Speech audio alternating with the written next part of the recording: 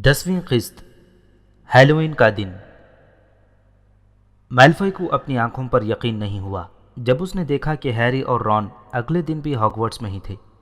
वो किसी कदर बोझल थके हुए दिखाई देते थे, लेकिन पूरी तरह से खुश। दर हकीकत अगली सुबह तक हैरी और रॉन सोच रहे थे कि 3 सरों वाले खूनख्वार कुत्ते से मुलाकात वाकई किसी शानदार मुहिम जोई से कम नहीं थी। वो इसी तरह का एक और काम करने के लिए मुश्ताक दिखाई देते थे। इस दरमियान में हैरी ने रॉन को उस पैकेट के बारे में सारी तफसील बता दी थी जिसे हैग्रिड ने तिजोरी से निकाला था। हैरी ने यह क़ियास जाहिर किया था कि उस पैकेट को ग्रिंगोट से निकालकर अब हॉगवर्ट्स में छुपाया गया था। वो काफ़ी देर तक सोचते रहे कि आखिर ऐसी कौन सी चीज़ हो सकती थी जिसकी हिफाजत के लिए इतना तरद्दुद किया गया था। वो या तो सचमुच निहायत कीमती है या फिर इंतहाई ख़तरनाक, रॉन ने अंदाज़ा जाहिर किया, या फिर दोनों ही। हैरी ने लुक़मा दिया, लेकिन वो पूरे यकीन के साथ कुछ भी नहीं कह सकते थे। वो इस बात पर मुत्तफ़िक़ थे कि वो खुफिया चीज़ 2 इंच से ज़्यादा लंबी नहीं थी। जब तक उन्हें कोई सुराग नहीं मिल जाता तब तक वो उससे ज़्यादा अंदाज़ा लगाने की हालत में बिल्कुल नहीं थे। इस ज़मन में ना तो नेविल ने और ना ही हरमायनी ने कोई तबसरा किया और ना ही इसमें किसी किस्म की दिलचस्पी का मुजाहिरा किया। वो 3 सर वाला कुत्ता वहाँ क्यों था और उस चोर दरवाजे के नीचे क्या चीज़ छुपाई गई थी। नेविल तो सिर्फ इतना जानता था कि वो दोबारा उस कुत्ते के पास कभी नहीं जाएगा। हरमायनी ने अब हैरी और रॉन से बातचीत करना बिल्कुल तर्क कर दिया था, क्योंकि वो मैं सब कुछ जानती हूँ किस्म की लड़की थी, इसलिए उन्हें उसमें से अपना ही फ़ायदा नज़र आया। वो अब सिर्फ इतना चाहते थे कि मैल्फॉय से बदला कैसे लिया जाए, और उन्हें तब बहुत खुशी हुई जब 1 हफ्ते बाद ही एक ऐसी चीज़ डाक से आ गई। जब उल्लू हमेशा की तरह बड़े हॉल में दाखिल हुए तो सबका ध्यान एक लंबे और पतले पैकेट पर गया जिसे 6 बड़े उल्लू कटीली आवाज़ में निहायत शोर मचाते हुए उठाए ला रहे थे।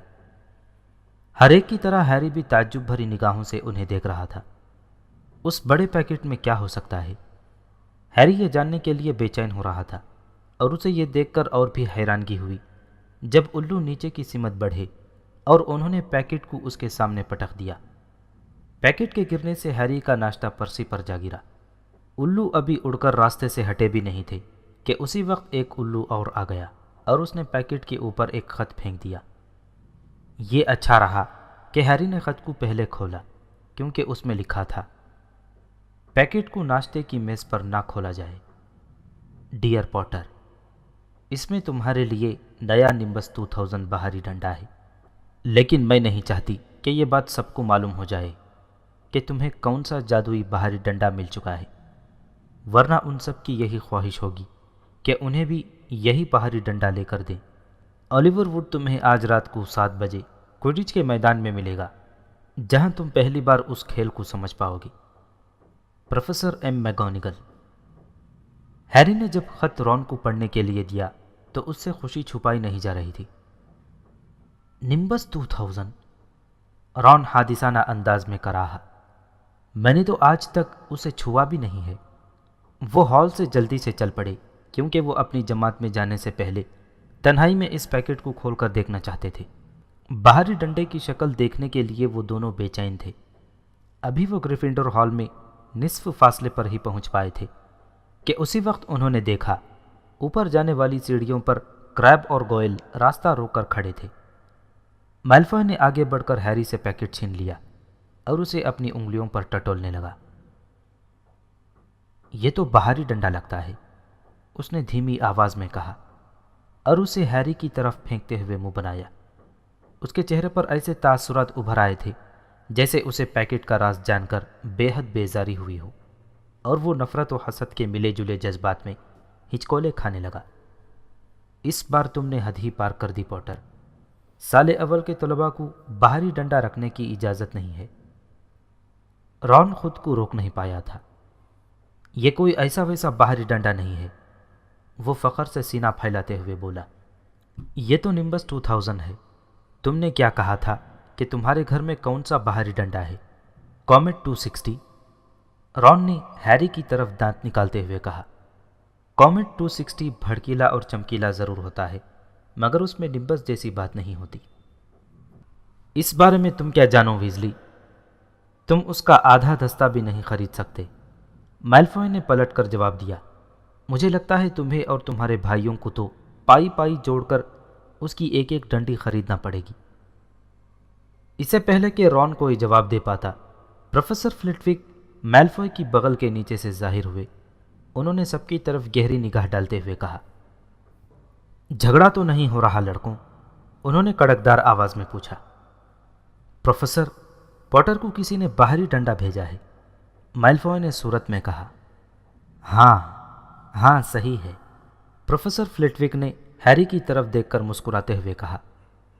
پروفیسر میگونگل نے مجھے اس خصوصی اجازت کے بارے میں آگاہ کیا تھا۔ پوٹر، یہ کون سا ماڈل ہے؟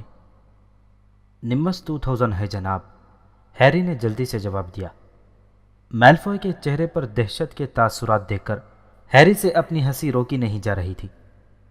اور سچ کہا جائے تو مجھے میلفوئے کا شکر ادا کرنا چاہیے، کیونکہ اسی کی بدولت مجھے یہ مل پایا ہے۔ ہیری اور رون اوپر کی منزل کی طرف چل دیے۔ میلفوئے کے غصے اور بوکھلاہٹ کو دیکھ کر وہ اپنی ہنسی دبانے کی بھرپور کوشش کر رہے تھے۔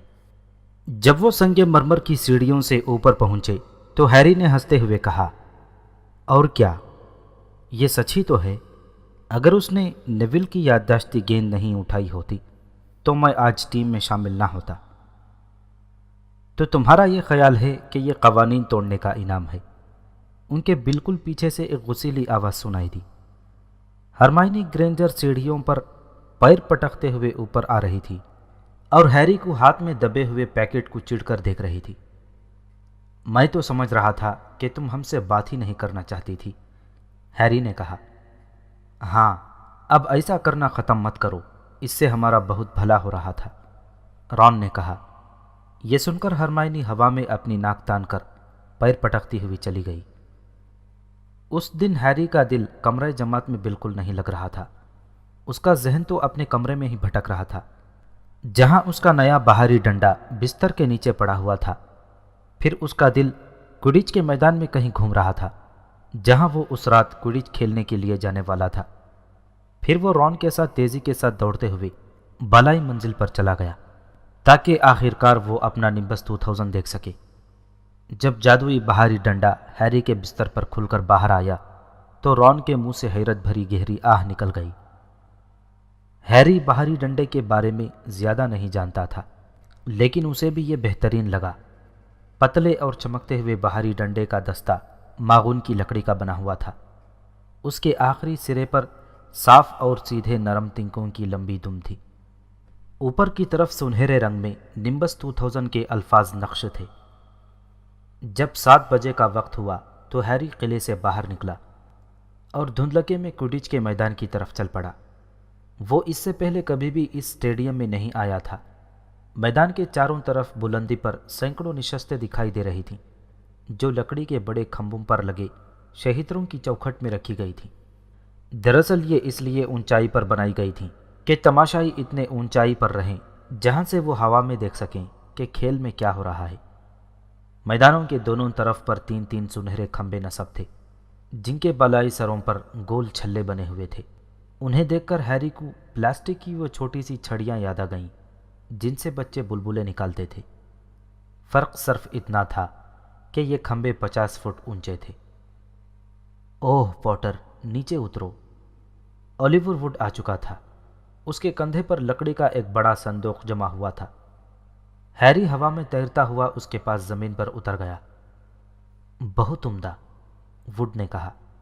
اس کی آنکھیں چمک رہی تھیں۔ میں سمجھتا ہوں پروفیسر میگونگل کا کیا مطلب تھا۔ تم میں سچ مچ پیدائشی اڑان والی خوبیاں دکھائی دے رہی ہیں پوٹر۔ میں آج شام صرف تمہیں کوڈچ کے قوانین ہی سمجھاؤں گا۔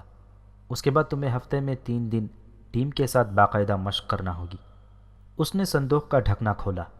اندر 4 الگ الگ قسم کی گیندیں رکھی ہوئی تھیں۔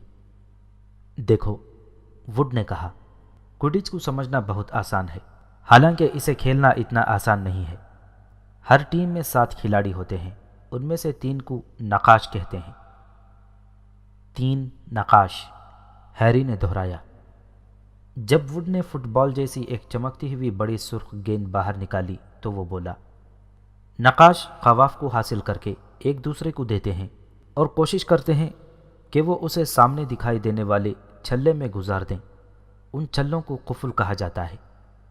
جب خواف قفل میں سے گزرتی ہے تو ٹیم کو ایک گول کرنے پر 10 پوائنٹ ملتے ہیں۔ سمجھ رہے ہو نا؟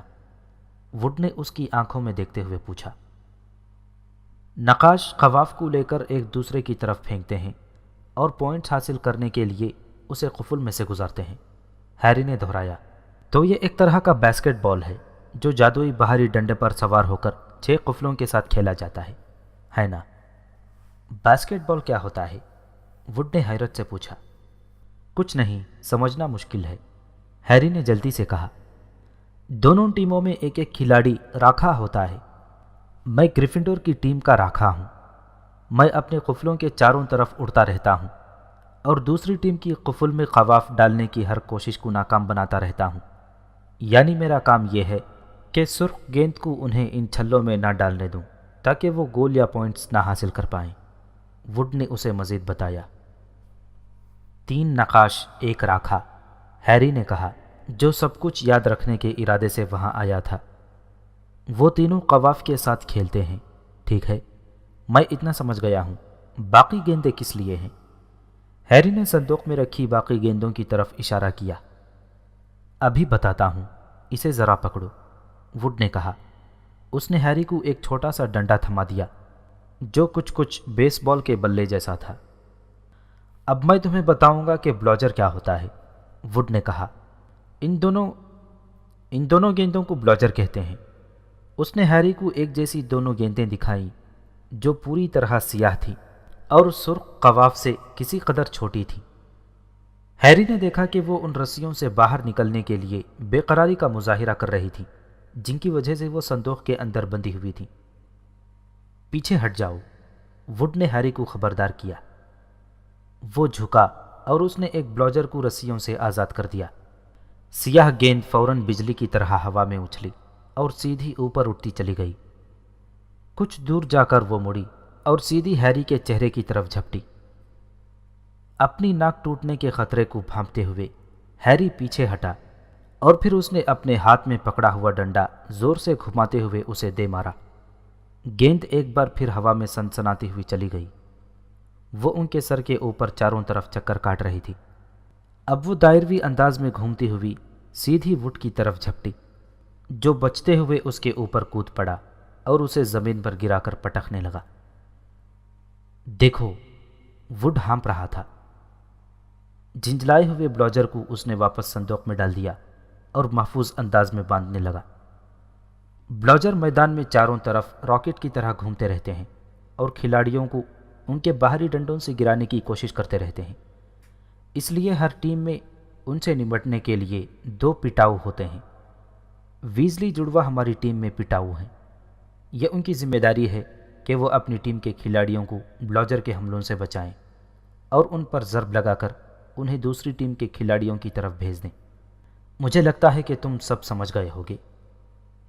3 نقاش خواف کے ساتھ گول کرتے ہیں، ایک راکھا گول کی حفاظت کرتا ہے، 2 پٹاؤ بلاجروں کو اپنی ٹیم سے دور رکھتے ہیں، ہیری نے دہرایا۔ شاندار، وڈ نے ہنس کر کہا۔ ویسے کیا کبھی بلاجر نے کسی کھلاڑی کو ہلاک کیا ہے؟ ہیری نے پوچھا اور کوشش کر رہا تھا کہ وڈ کو اس سوال میں اس کے خوف کی جھلک دکھائی نہ دے۔ ہاگورٹس میں تو ایسا کبھی نہیں ہوا، البتہ یہاں پر 2-4 لوگوں کے جبڑے ضرور ٹوٹ گئے ہیں، مگر اس سے زیادہ کچھ نہیں ہوا، وڈ نے لاپرواہی سے کہا تو ہیری کا دل دھک کر کے رہ گیا۔ اور اب کوڈچ کا سب سے اہم کھلاڑی متلاشی، جو کہ تم ہو، اور تمہیں بلاجر یا خواف کے بارے میں فکر مند ہونے کی کوئی ضرورت نہیں، وڈ نے سنجیدگی سے کہا، جب تک کہ وہ میرا سر نہ پھوڑ ڈالیں۔ ہیری نے دھیمی آواز میں لقمہ دیا۔ فکر مت کرو پاٹر، ویزلی جڑواں بلاجروں سے نمٹنے کے لیے کافی ہیں۔ میرا مطلب یہ ہے کہ وہ خود کسی بلاجر سے کم نہیں ہیں، وڈ نے مسکراتے ہوئے کہا۔ اس کے بعد وڈ نے صندوق میں ہاتھ ڈالا اور چوتھی اور آخری گیند باہر نکالی۔ خواف اور بلاجر کے مقابلے میں یہ نہایت چھوٹی گیند تھی جو بالکل اخروٹ کی مانند دکھائی دے رہی تھی۔ وہ بھڑکیلی، چمکدار اور خوش شکل گیند تھی۔ اس میں پھڑپھڑاتے ہوئے چاندی کے 2 چھوٹے پر لگے ہوئے تھے جو کسی تتلی کی مانند پھڑپھڑا رہے تھے۔ اسے سنہری چڑیا کہتے ہیں، وڈ نے گھمبیر لہجے میں کہا۔ یہ گیند سب سے اہم اور غیر معمولی حیثیت کی حامل ہے۔ اسے پکڑنا بہت مشکل ہے کیونکہ یہ اتنی تیز اڑتی ہے کہ آسانی سے دکھائی نہیں دے پاتی۔ سنہری چڑیا کو پکڑنا متلاشی کی ذمہ داری ہوتی ہے۔ تمہیں نقاش، پٹاؤ، قواف، بلاجر اور راکھے کے درمیان میں سے ہوتے ہوئے اسے پکڑنا ہے۔ اس سے پہلے کہ دوسری ٹیم کا متلاشی بڑھ کر اسے پکڑ لے، کیونکہ جو متلاشی سنہری چڑیا کو پکڑتا ہے وہ اپنی ٹیم کے لیے اکٹھے 100 پوائنٹس حاصل کرتا ہے۔ اس طرح اس کی ٹیم لگ بھگ ہمیشہ جیت جاتی ہے۔ یاد رکھو کہ متلاشیوں کے خلاف بڑی زبردست مزاحمت ہوتی ہے۔ کوئڈچ کا میچ تبھی ختم ہوتا ہے جب سنہری چڑیا پکڑ لی جاتی ہے۔ اگر سنہری چڑیا پکڑی نہ جا سکے تو یہ میچ کئی سالوں تک جاری رہ سکتا ہے۔ جہاں تک مجھے معلوم ہے ریکارڈ میچ 3 ماہ تک جاری رہا تھا۔ اس میچ میں بار بار باہر بیٹھے ہوئے اضافی کھلاڑی دوسرے کی جگہ لیتے رہے تھے تاکہ تھکے ہوئے کھلاڑی کچھ دیر تک سو سکیں۔ وڈ نے رک کر کہا، تو اس طرح کھیلا جاتا ہے کوئڈچ۔ تمہارے ذہن میں کوئی سوال؟ ہیری نے انکار میں اپنا سر ہلایا۔ وہ سمجھ گیا کہ اسے کیا کرنا ہے، بس یہ سب عملی طور پر کرنا باقی تھا، جو شاید کسی قدر مشکل ثابت ہو سکتا تھا۔ اب اس وقت سنہری چڑیا کے ساتھ مشق نہیں کریں گے، وڈ نے گیند کو حفاظت کے ساتھ صندوق میں بند کرتے ہوئے کہا۔ اندھیرا ہو چکا ہے، یہ گم ہو سکتی ہے۔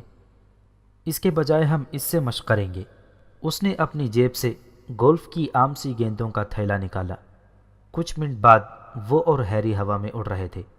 وڈ جتنی تیزی سے گولف کی گیند کو پھینک سکتا تھا ہر سمت میں پھینک رہا تھا تاکہ ہیری اسے پکڑ سکے۔ ہیری نے ہر گیند پکڑ لی اور وڈ بہت خوش ہوا تھا۔ آدھے گھنٹے کی مشق کے بعد سچ مچ رات ہو گئی اور انہیں اپنا کھیل ختم کر کے زمین پر اترنا پڑا۔ جب وہ قلعے کی طرف لوٹ رہے تھے تو وڈ نے خوشی سے چہکتے ہوئے کہا، اس سال کوئڈچ کپ پر ہمارا نام لکھا ہوا ہے۔ مجھے قطعاً حیرت نہیں ہوگی اگر تم چارلی ویزلی سے بھی اچھے کھلاڑی ثابت ہوئے۔ یہ کوئی چھوٹی بات نہیں ہے، کیونکہ اگر چارلی ڈریگن کی پڑھائی کے چکروں میں نہ الجھ گیا ہوتا تو وہ انگلینڈ کے لیے کھیل سکتا تھا۔ ہفتے میں 3 دن ہیری شام کو کوئڈچ کی مشقیں کرنے لگا اور ہوم ورک تو روز ہی کرنا پڑتا تھا۔ شاید اسی لیے وہ اتنا مصروف رہتا تھا۔ اسے یہ احساس ہی نہیں ہوا کہ اسے ہاگورٹس آئے 2 ماہ گزر چکے تھے۔ ہیری کو یقین نہیں ہو رہا تھا۔ قلعہ اسے اپنے گھر کی طرح محسوس ہونے لگا تھا، جبکہ پرائیویٹ اسٹریٹ میں اسے ایسا کبھی محسوس نہیں ہوا تھا۔ اس کی پڑھائی بھی اب پہلے سے کافی حد تک دلچسپ ہو گئی تھی، کیونکہ اب وہ تمام بنیادی باتیں سیکھ چکا تھا۔ جب وہ لوگ ہیلوئین کے دن سو کر بیدار ہوئے تو بھنے ہوئے کدو کی تیز بو تمام راہداریوں میں پھیلی ہوئی تھی۔ اس سے بھی شاندار بات یہ تھی کہ پروفیسر فلٹوک نے جادوئی کلمات کی جماعت میں یہ کہا تھا کہ ان کے خیال سے اب وہ ہلکی پھلکی اشیاء کو اڑا سکتے تھے۔ ایسا کرنے کے لیے وہ تب سے بےتاب تھے جب پروفیسر فلٹوک نے ان کے سامنے نیول کے مینڈک کو پوری کمرے جماعت میں اڑا کر دکھا دیا تھا۔ پروفیسر فلٹوک نے مشق کرنے کے لیے تمام طلباء کو جوڑیوں کی شکل میں تقسیم کر دیا۔ ہیری کا ساتھی سیمس فینیگن بنا، جو اطمینان بخش بات تھی کیونکہ نیول اس کا دھیان کھینچنے کی کوشش کر رہا تھا۔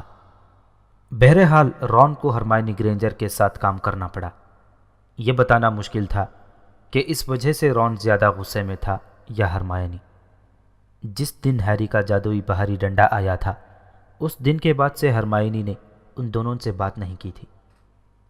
آپ لوگ جس طرح کلائی گھمانے کا سبق یاد کر رہے ہیں اسے مت بھولیں، پروفیسر فلٹوک نے کوں کوں کرتی ہوئی آواز میں کہا۔ ہمیشہ کی طرح وہ آج بھی کتابوں کے ڈھیر پر کھڑے ہوئے تھے۔ گھمانا اور جھٹکنا، یاد رہے گا نا، گھمانا اور جھٹکنا۔ جادوئی کلمے کو صحیح طرح سے ادا کرنا بھی نہایت ضروری جزو ہے۔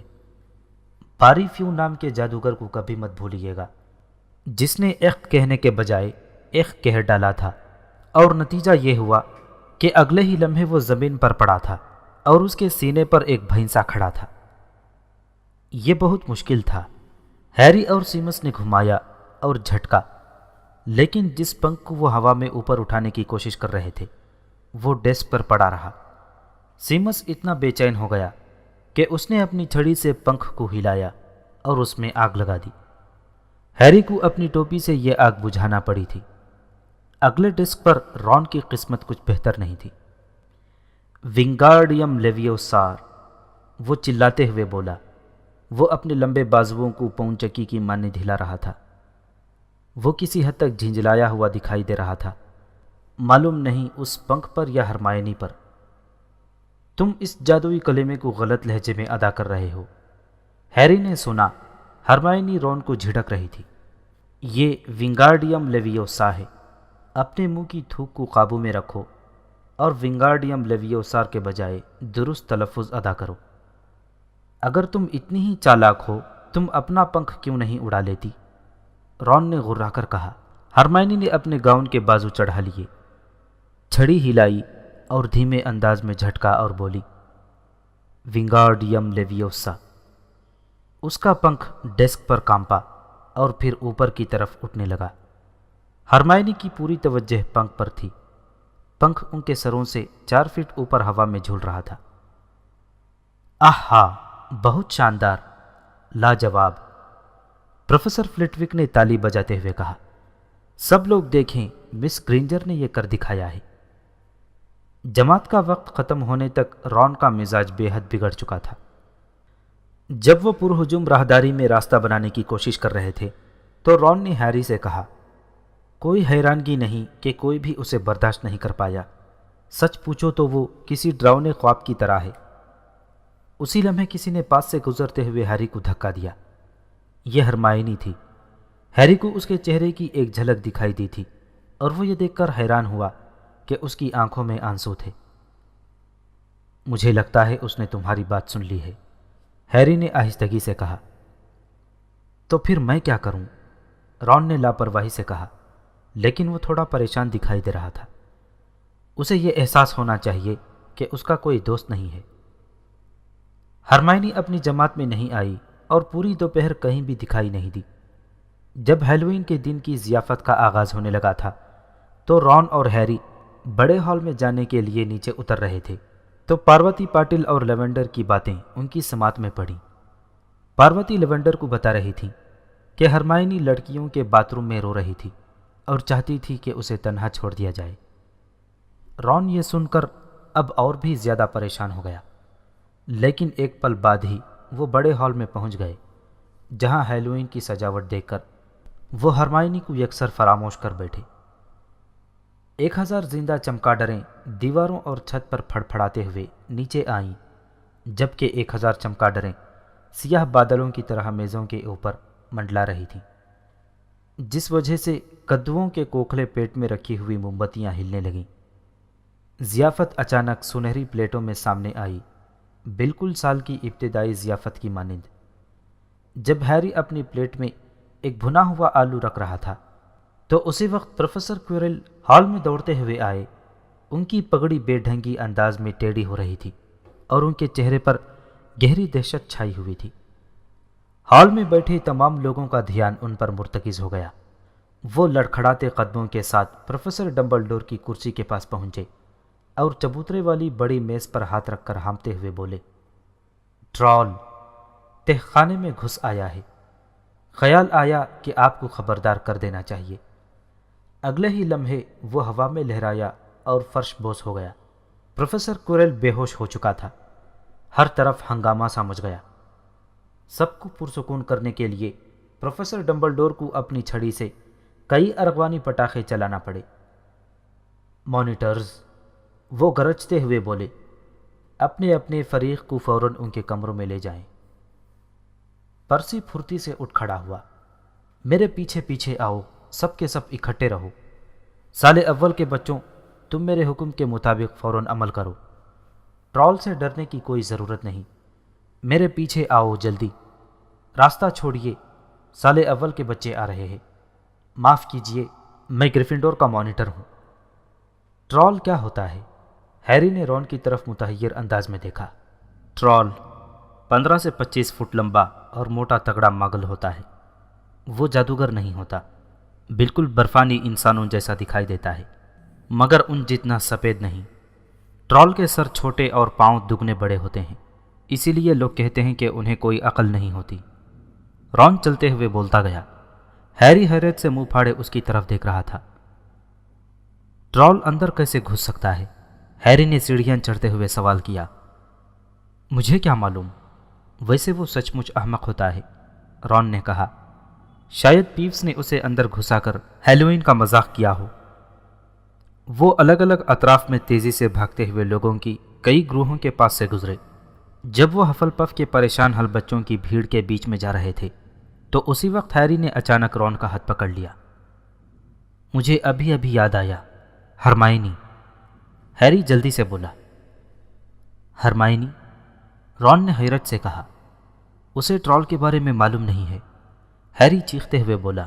رون ہونٹ کاٹ کر رہ گیا۔ اس نے سر اٹھا کر آگے کی طرف دیکھا۔ اچھا ٹھیک ہے، پرسی سے نظر بچا کر اس نے فیصلہ کن انداز میں کہا۔ نیچے جھکتے ہوئے وہ لوگ ہفل پف کے بچوں میں مل گئے جو دوسری سمت بھاگتے جا رہے تھے۔ پھر وہ ایک خالی راہداری میں چل دیے اور اس کے بعد تیزی سے لڑکیوں کے باتھ روم کی طرف بڑھنے لگے۔ وہ ابھی موڑ پر مڑے ہی تھے کہ اسی وقت انہیں اپنے پیچھے تیزی سے آتے ہوئے قدموں کی آواز سنائی دی۔ پرسی! رون بڑبڑایا اور اس نے ہیری کو پتھر کے ایک بڑے ستون کے پیچھے کھینچ لیا۔ انہوں نے ستون کے پیچھے سے جھانک کر دیکھا کہ پیچھے آنے والا پرسی نہیں بلکہ پروفیسر سنیپ تھے۔ وہ راہداری سے گزرے اور ان کی نگاہوں سے اوجھل ہو گئے۔ وہ یہاں کیا کر رہا ہے؟ ہیری نے حیرت بھرے انداز میں سرگوشی کی۔ وہ باقی اساتذہ کے ساتھ تہخانے میں کیوں نہیں گیا؟ مجھے کیا معلوم، رون نے جواب دیا۔ کوئی آواز پیدا کیے بغیر وہ سنیپ کے اوجھل ہوتے قدموں کے پیچھے پیچھے اگلی راہداری میں آگے بڑھے۔ کیا تمہیں بدبو آ رہی ہے؟ ہیری نے سانس کھینچی اور اس کی ناک میں تیز بدبو کا بھبوکا سا گھس گیا۔ پرانی جرابوں اور کبھی صاف نہ ہونے والے گندے ٹوائلٹ جیسی بدبو ایک ساتھ آ رہی تھی۔ پھر انہوں نے ایک آواز سنی، ایک دھیمی غراہٹ، قوی ہیکل قدموں کی دھمک، کسی کے پاؤں گھسیٹنے کی آہٹ۔ رون نے اشارہ کیا۔ بائیں طرف کی راہداری کے موڑ پر کوئی بڑی سی چیز ان کی طرف بڑھ رہی تھی۔ وہ جلدی سے اندھیرے سائے میں سمٹ گئے۔ ایک قوی ہیکل چیز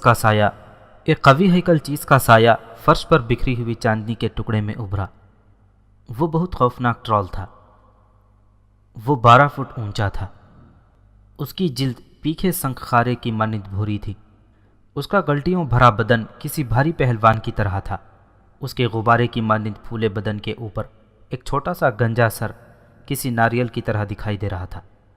اس کی ٹانگیں بالکل سیدھی، موٹی کسی پیڑ کے تنے کی طرح تھیں جن کے نیچے ہتھوڑے جیسے پاؤں تھے۔ پیروں کے ناخن بڑے ہوئے اور کانٹے دار معلوم ہوتے تھے۔ اس کے بدن سے بہت ناگوار بدبو آ رہی تھی جو برداشت سے باہر تھی۔ اس کے ہاتھ میں لکڑی کی بہت بڑی اور موٹی لٹھ تھی جو اس کے لمبے بازوؤں کی وجہ سے زمین پر گھسٹ رہی تھی۔ ٹرول ایک دروازے کے پاس آ کر رک گیا۔ اس نے اندر جھانکا۔ اس کے لمبے کان ہلتے ہوئے دکھائی دیے جیسے وہ کسی آہٹ کو سننے کی کوشش کر رہا ہو۔ اس نے اپنے چھوٹے سر میں موجود دماغ کو جھٹکا اور کچھ سوچا، پھر جھک کر دروازے کے اندر داخل ہو گیا۔ چابی دروازے میں لگی ہوئی ہے، ہیری بڑبڑایا۔ اب اسے اندر ہی بند کر سکتے ہیں۔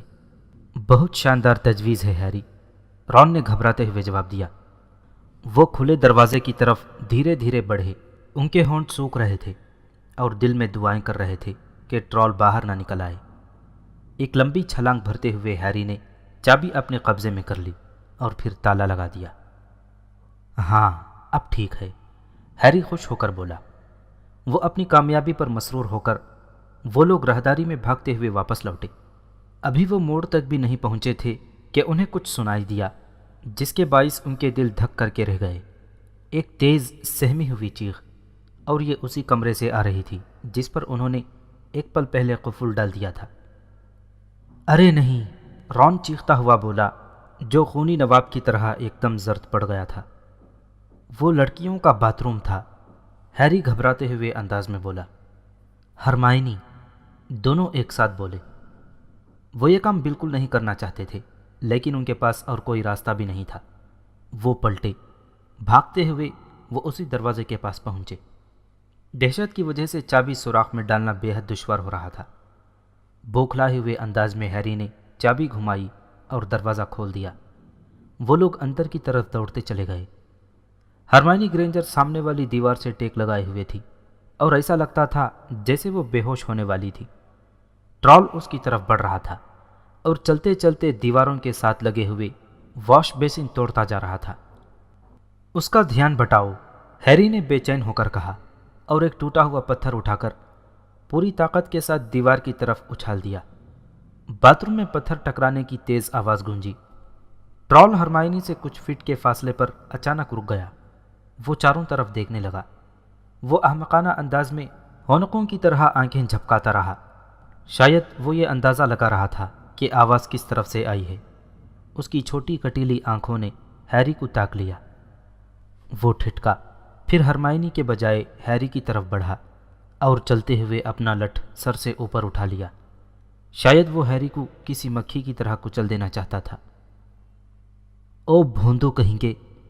رون کمرے کی دوسری طرف سے چیخا اور اس نے ٹرال پر لوہے کا ٹوٹا ہوا پائپ کھینچ کر دے مارا۔ ٹرال کو یہ پتا بھی نہیں چلا کہ اس کے کندھے سے پائپ ٹکرایا تھا، لیکن اس نے چیخ سن لی تھی اور وہ ایک بار پھر رک گیا اور اس نے اپنی بدصورت ناک رون کی طرف موڑ دی۔ اس بیچ ہیری کو پلٹ کر بھاگنے کا موقع مل چکا تھا۔ چلو بھاگو بھاگو! ہیری نے ہرمائنی سے چیختے ہوئے کہا اور اسے دروازے کی طرف کھینچنے کی کوشش کی، لیکن وہ ٹس سے مس نہیں ہوئی۔ وہ اب بھی دیوار سے پوری طرح چپکی ہوئی تھی اور دہشت کے مارے اس کا منہ کھلے کا کھلا رہ گیا تھا۔ چیخنے چلانے کی آوازیں اور ان کی گونج سے ٹرال پلٹ رہا تھا۔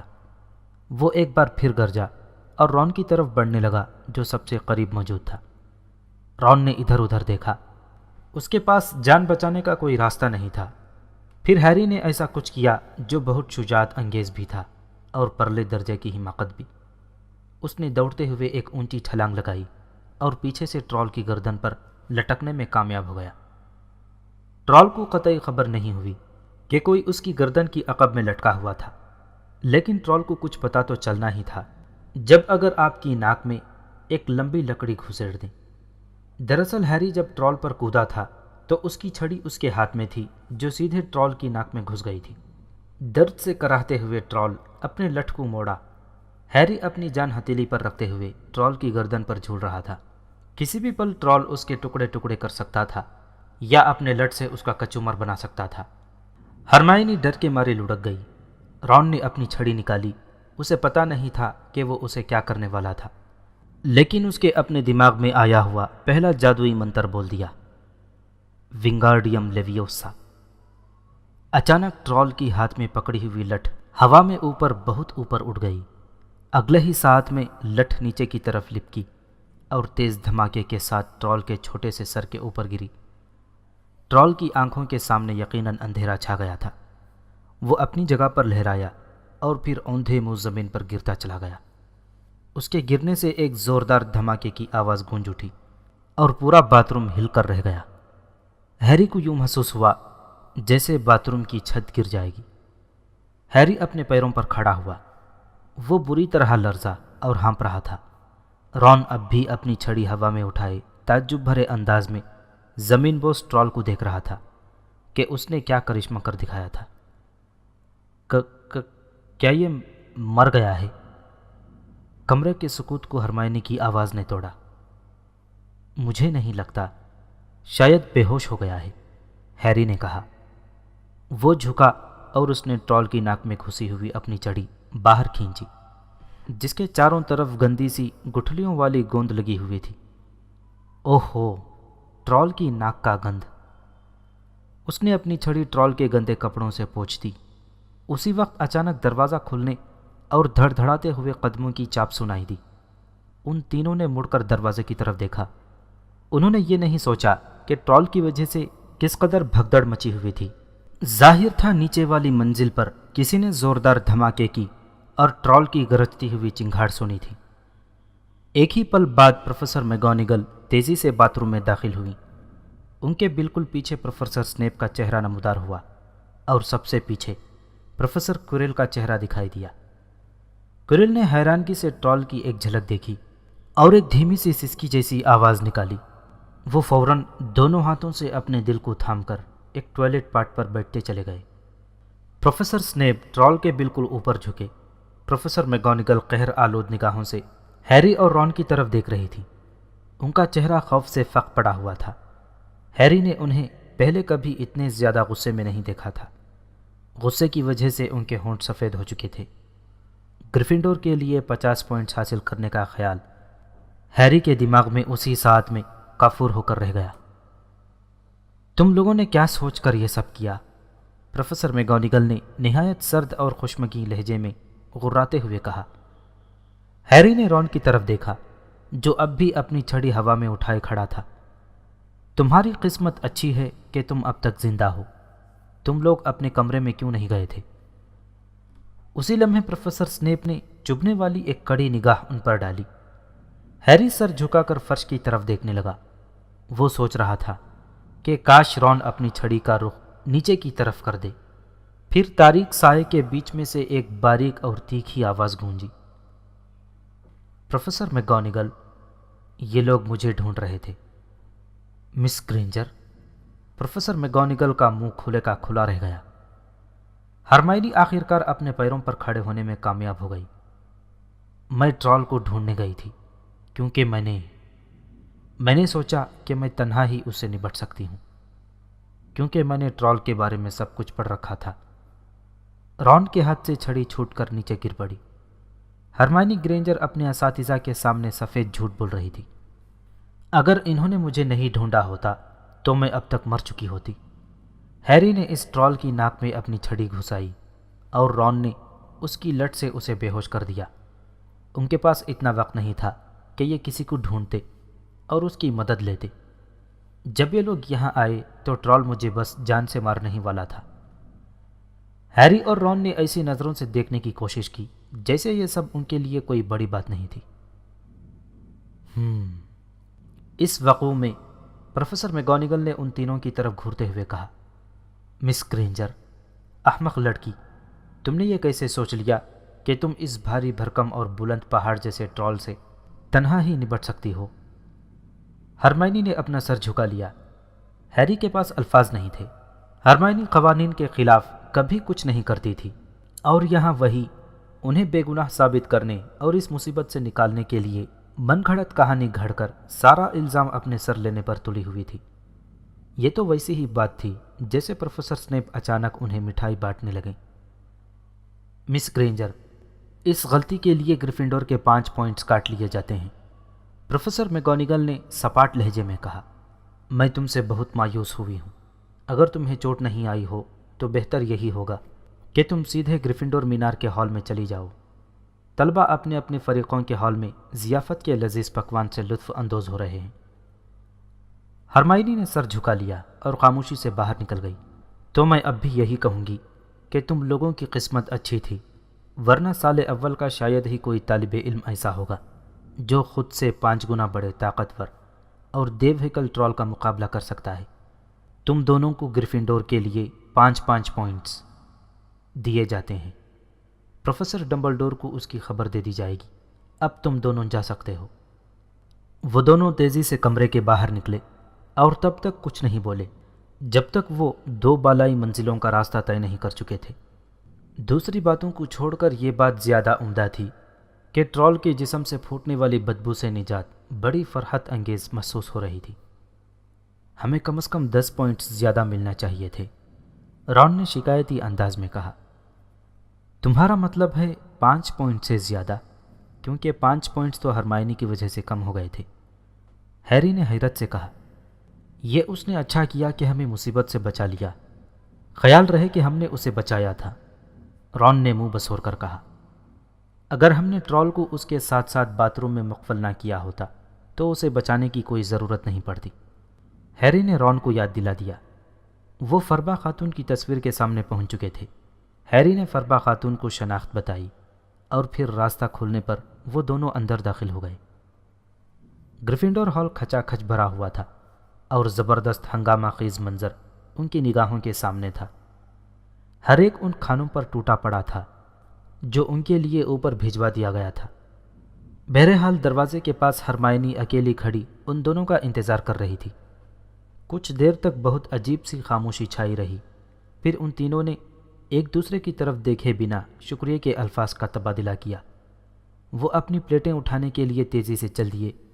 اسی پل سے ہرمائنی گرینجر ان کی دوست بن چکی تھی۔ کچھ چیزیں ایسی ہوتی ہیں جنہیں ایک ساتھ کرنے کے بعد آپ ایک دوسرے کو پسند کیے بنا نہیں رہ سکتے، اور 12 فٹ ٹرول کو بے ہوش کرنا ان میں سے ایک ہے۔